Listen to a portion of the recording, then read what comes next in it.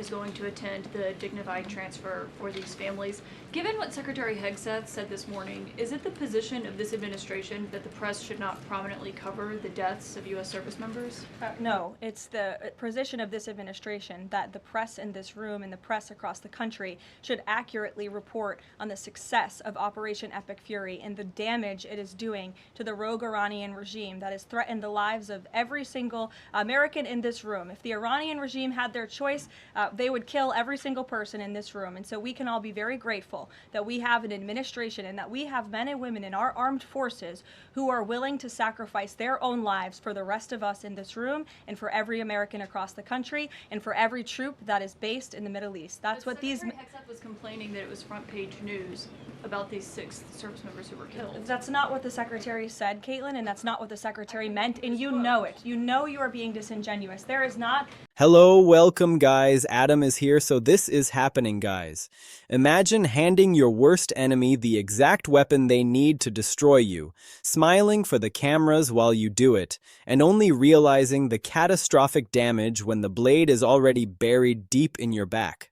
That's not a scene from a political thriller. That is exactly what just happened inside the Trump White House, and the fallout is so spectacular, so monumentally self-inflicted, that legal analysts are literally struggling to find a historical comparison for this level of incompetence. We've never had a Secretary of Defense who cares more. Drones get through or tragic things happen. It's front page news. I get it. The press only wants to make the president look bad. Yeah, As you know, we cover the deaths of U.S. service members under every president. The press does only want to make the president look bad. That's a fact. Especially you. No, listen to me. Especially you and especially CNN. And the Secretary of Defense cares deeply about our war fighters and our men and women in uniform. He travels all across this country to meet with them, to connect with them, and your network has hardly ever probably reported on that. You also had the chairman of the Joint Chiefs, Chairman Kane, who's a brave patriot, standing alongside the Secretary at the Pentagon this morning, again expressing his condolences. We are witnessing a masterclass in self-sabotage, a real-time implosion where a single person's desperate need to look tough on social media just detonated a massive chunk of the administration's entire domestic policy agenda. The central figure in this disaster is Karoline Leavitt, the White House press secretary, the one person whose entire professional existence is built on the premise of controlling the narrative. Her job is to refine the message, to clarify the administration's position, and to do so without handing ammunition to the opposition. Yet, in a moment of breathtaking miscalculation, she didn't just misfire, she launched a targeted nuclear strike on her own legal team. To these families, and I just told you that the President of the United States will be attending their dignified transfer. So please, that's not making the president look bad. That's showcasing that. We expect you to cover that as you should. We expect you to cover that as you should, Caitlin. But you and your network know that you take every single thing this administration says and tries to use it to make the president look bad. That is an objectable fact. I don't think covering troop deaths is trying to make If you're trying to argue right now that CNN's overwhelming coverage is not negative of President Donald Trump, I think the American people would tend to agree, and your ratings would tend to disagree with that as well. Go ahead. She went online, tapped out a few sentences on social media, and in doing so, handed a federal judge the smoking gun evidence required to potentially cripple a multi-billion-dollar executive order. We are talking about a judicial knife fight where she just voluntarily stabbed her own client in the chest and then complained about the sight of blood. The scene of the crime is a federal courtroom where a massive legal showdown is unfolding. A coalition of 23 state attorneys general has banded together to challenge one of the Trump administration's most aggressive power plays, a sweeping, controversial freeze on federal grants. This isn't pocket change we're discussing. This is billions upon billions of dollars in appropriated funds that Congress legally allocated. I got 2 questions for Sure. you. About Independence Hall in Philadelphia, the administration's decided to appeal a judge's ruling that in essence was trying to put the slavery displays back, arguing that the federal government believed it had the power to disassemble and disassemble historical truths when it has some domain over historical facts. The judge said it does not. The administration said that you were planning to put up updated interpretive materials and provide a fuller account of the history of slavery. at Independence Hall. What more was the administration, or is the administration, planning to add? I'm not familiar with this specific instance, Ed, to be honest with you, but I will check in with the appropriate people who are overseeing this, and we'll get you a more firm answer. One other question then. Yesterday in his statement about Jesse Jackson, the president said, despite the fact that I'm falsely and consistently called a racist by the scoundrels and lunatics on the radical left, Democrats all, it was always my pleasure to help Jesse along the way. Where or when does the president believe he's been falsely called racist? The money was destined for infrastructure projects that were already breaking ground, for social safety net programs keeping vulnerable communities afloat, and for education initiatives that schools were counting on. When the administration slammed the brakes, the impact was instantaneous and brutal. States weren't given a grace period or a warning. They were just cut off, left scrambling to figure out how to pay contractors, keep social workers employed, and stop critical community projects from collapsing into bankruptcy. The legal argument from the states was rock solid and constitutionally straightforward. You're kidding, right?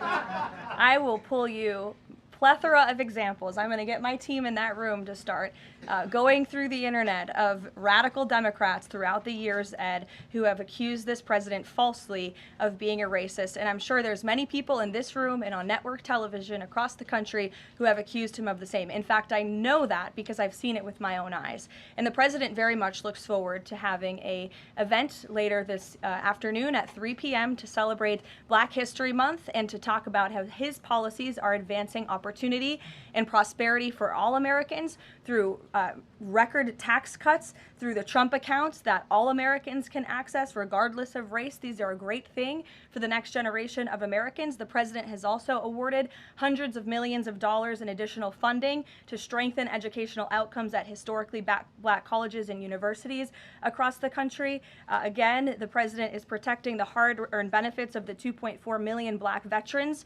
They argued that a president doesn't get to play king with the nation's checkbook. The power of the purse belongs to Congress. The legislature appropriates the money, dictates where it goes, and the executive branch has a constitutional duty to execute those orders faithfully. You don't get to unilaterally impound funds just because you don't like where they are going. That's a direct assault on the separation of powers. Presiding over this high-stakes tug-of-war is a federal judge who was already signaling that he wasn't buying what the administration was selling.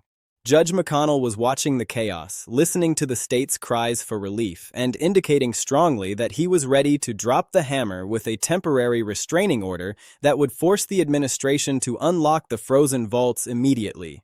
Here is where the story pivots from a standard political fight into a catastrophic farce.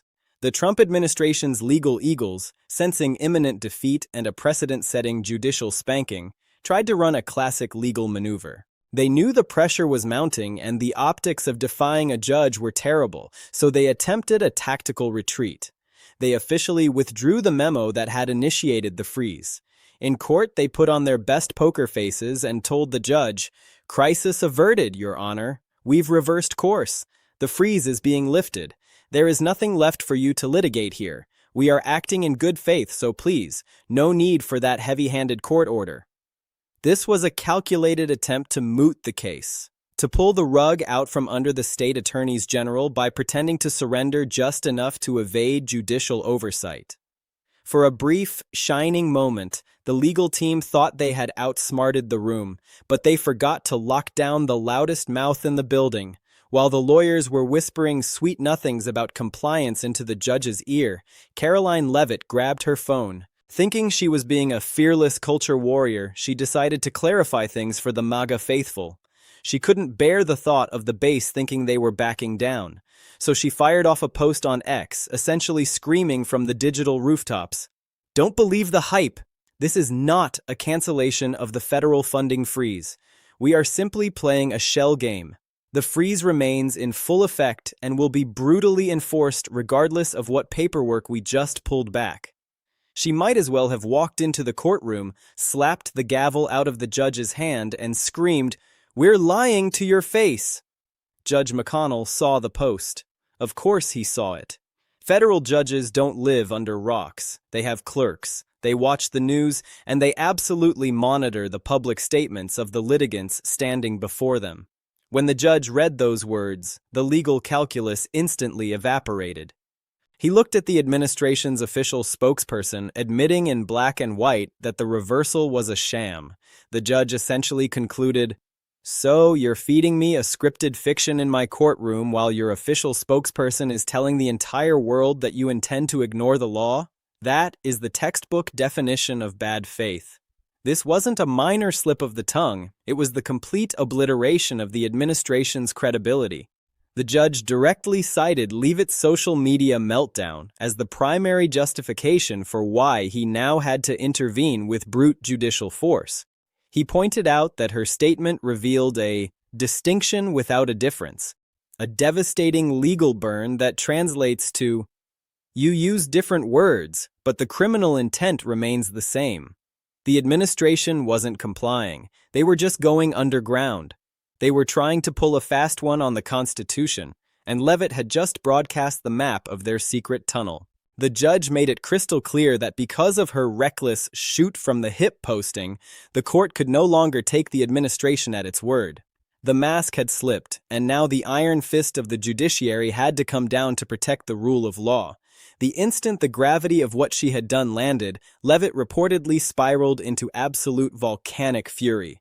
The eruption was legendary. She did not react with the quiet shame of a professional who knows they've stepped in it, she raged. According to reports bubbling out of the West Wing, she is blaming everyone on planet Earth except the person who typed the words and hit send. She is pointing fingers at the judge, accusing him of playing politics and twisting her words. She is raging at the media, castigating them for doing their job and reporting on the words that came out of her mouth. She is lashing out at the 23 state attorneys general, as if it's their fault she confessed to the crime in public. This isn't just anger, it's a psychological refusal to accept accountability. She is standing in the smoking crater of a policy that cost billions, clutching the detonator and screaming sabotage at the sky. The practical damage here is absolutely staggering.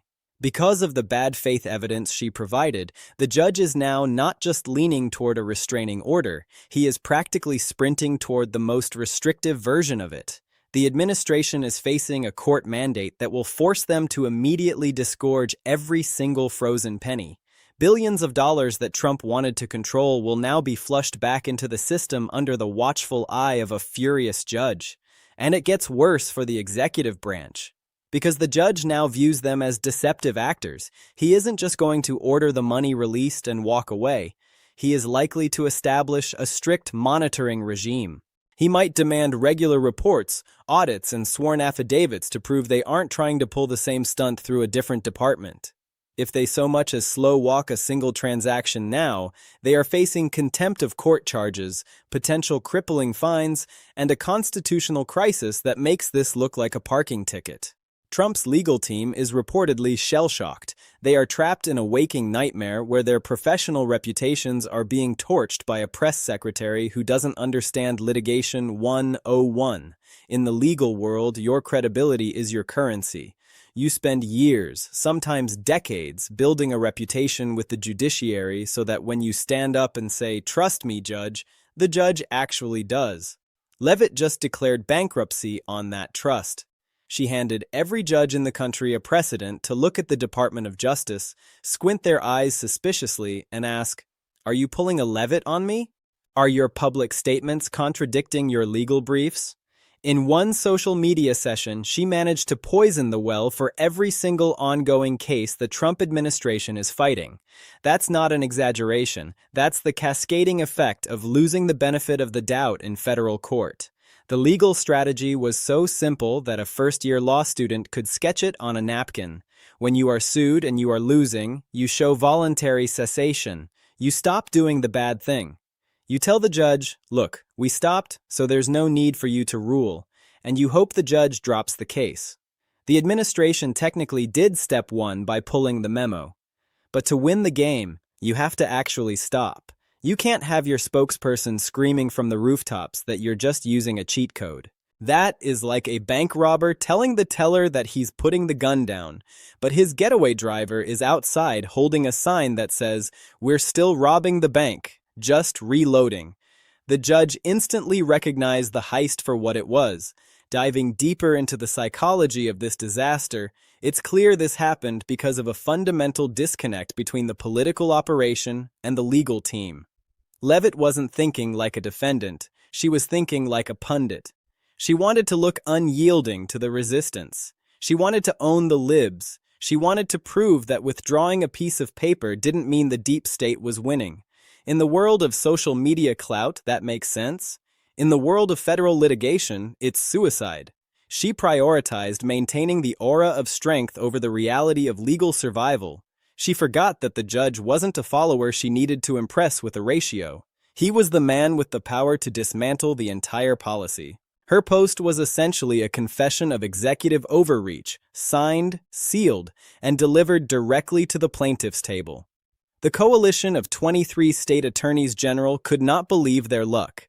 In a massive multi-state lawsuit, the hardest thing to prove is often intent. You can show the action, you can show the damage, but proving a defendant is acting in bad faith usually requires subpoenas, long discovery battles, and piecing together internal emails.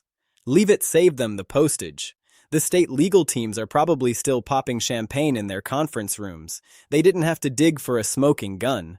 The administration's top mouthpiece walked into the town square, fired it into the air, and then handed the shell casing to the judge.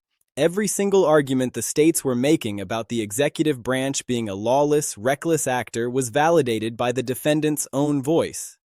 Think about the specificity of the judge's logic here. He said Leavitt's words created a distinction without a difference. That phrase is going to haunt the administration's appeals process. You can't easily appeal a finding of fact that comes from your own mouth. The appellate courts are going to look at this, read Leavitt's post, read the transcript of the administration trying to tell the lower court they were complying, and the disconnect will be fatal. They will see the attempt to game the system. This isn't a close call legal question anymore. This is a clean, undeniable record of sharp practice. The administration's appeal is effectively dead on arrival because the factual record is contaminated by their own arrogance. The infrastructure of the frozen freeze itself is fascinating because it touches everything. We don't just mean theoretical government waste, we mean concrete projects that voters see every day. When the freeze hit, and then when it was secretly continued according to Leavitt, road construction stopped. Daycare centers that rely on federal block grants had to send letters home to parents saying they might close. Medical research labs lost their funding streams overnight. Veterans programs were put in limbo. This isn't a DC parlor game, this is life-impacting governance. And Leavitt's attempt to secretly keep that freeze alive, exposed by her own tweet, reveals a stunning disregard for those consequences in favor of a political power play. The judge saw that arrogant disregard, and it is directly fueling the severity of his coming order. The irony is physically painful for anyone who understands crisis communications. The whole purpose of a press secretary is to protect the principal from disaster. They are supposed to be the firewall, the human shield who takes the hits without adding gasoline to the fire. Leavitt set the fire, locked the door, and then yelled at the fire department for showing up. Her job is message discipline. Yet she was so undisciplined that she contradicted the official filing and the attorney of record. Why the legal team didn't handcuff her phone to a dead cell zone is a question for the internal post-mortem. You can be absolutely certain that right now, other members of the administration's comms team are having their social media privileges revoked, forced to funnel every public utterance through a layer of legal review that should have been there in the first place. When the restraining order lands, and it will land with the force of a sledgehammer, the Trump administration will have to unfreeze the assets immediately. But the judge's anger doesn't stop at just releasing the funds. Because of the bad faith stench that now clings to the case, the order will likely impose proactive compliance measures. This means the administration might have to actually file weekly checklists with the court, proving every dollar intended for California's highways, New York's schools, or Texas's healthcare systems actually arrived. They have turned themselves into probationers in their own government. They will have a court-appointed leash around their neck, and every tug will be a reminder that their press secretary couldn't keep her thumbs still. The micromanagement of this defeat is going to be humiliating and time-consuming, tying up resources just to prove they aren't cheating again. Politically, this is a gift-wrapped tactical nuke for the Democrats.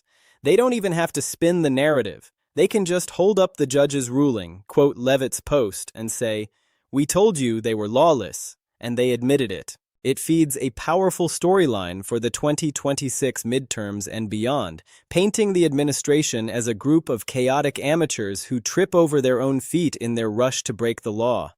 It's not a narrative about policy differences anymore. It's a narrative about competence and honesty.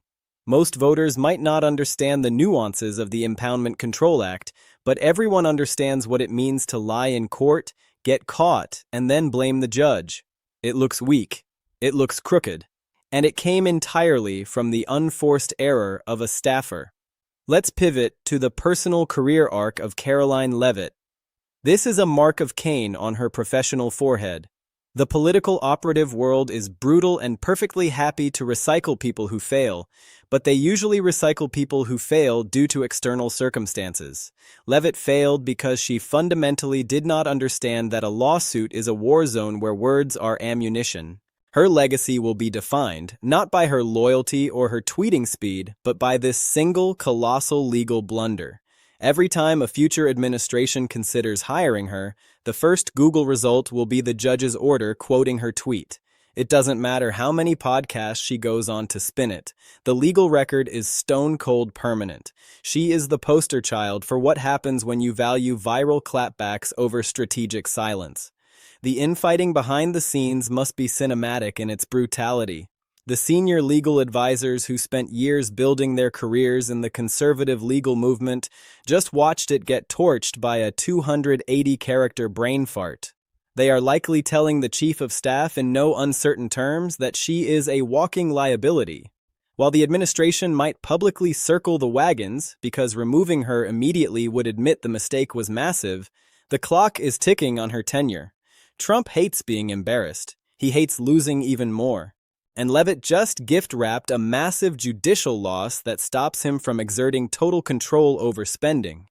The only thing keeping her in the chair right now is the possibility that the political blowback of firing her might momentarily overshadow the legal disaster.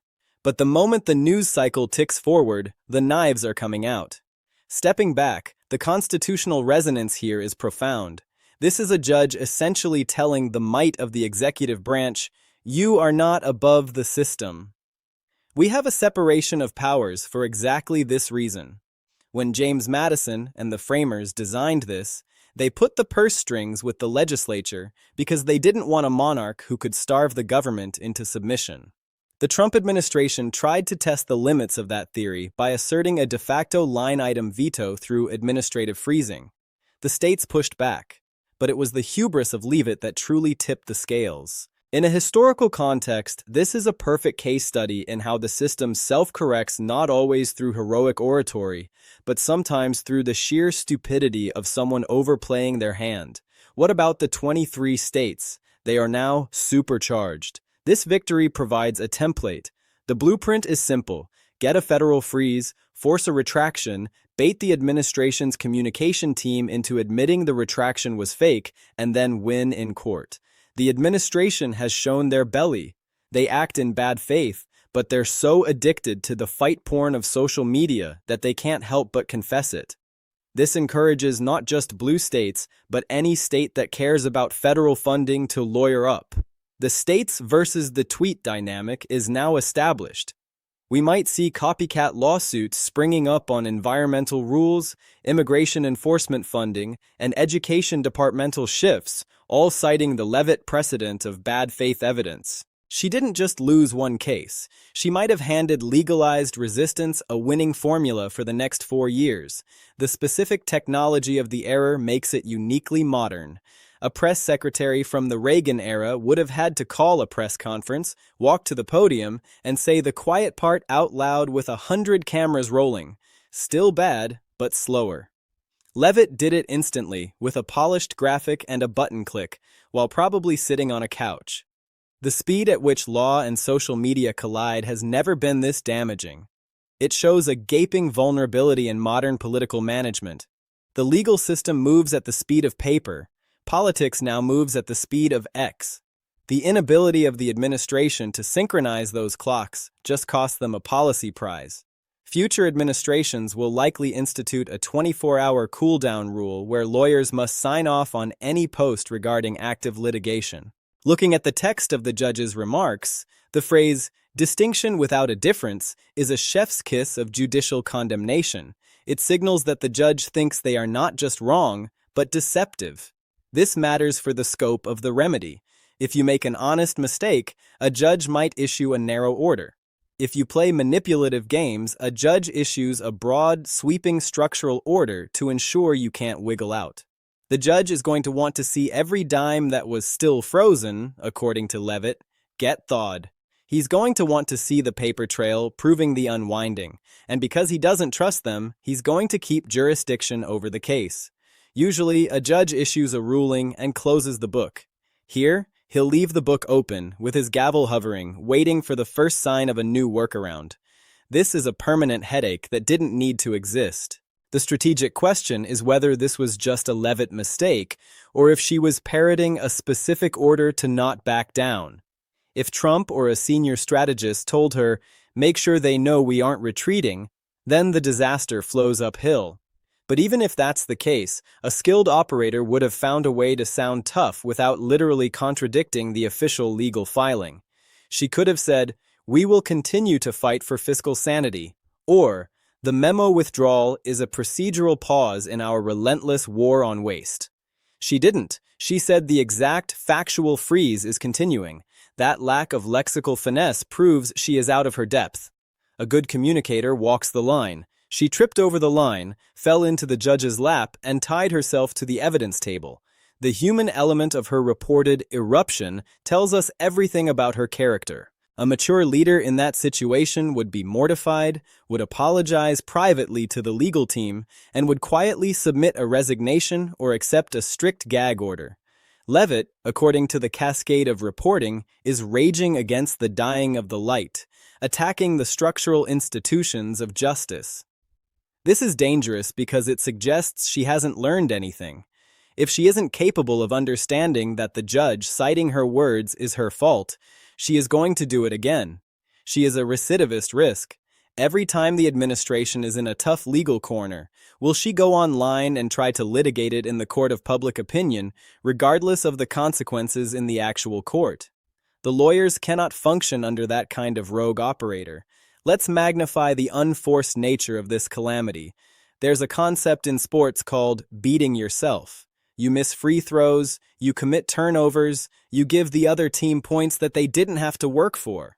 The state attorneys general didn't have to work for this evidence. They didn't hack a server or find a whistleblower. They simply refreshed their feeds. The administration ran a complex, high-wire political operation, and the whole thing crashed because one person couldn't resist the dopamine hit of a good social media dunk. It's the political equivalent of a gymnast nailing the hardest routine of their life and then breaking their ankle on the victory bow. You can't make this stuff up. It's the kind of narrative that feels too on the nose for a fictional script, yet here we are, living through the consequences. The practical timeline of misery for the administration is now locked in. The judge issues the strongly indicated order.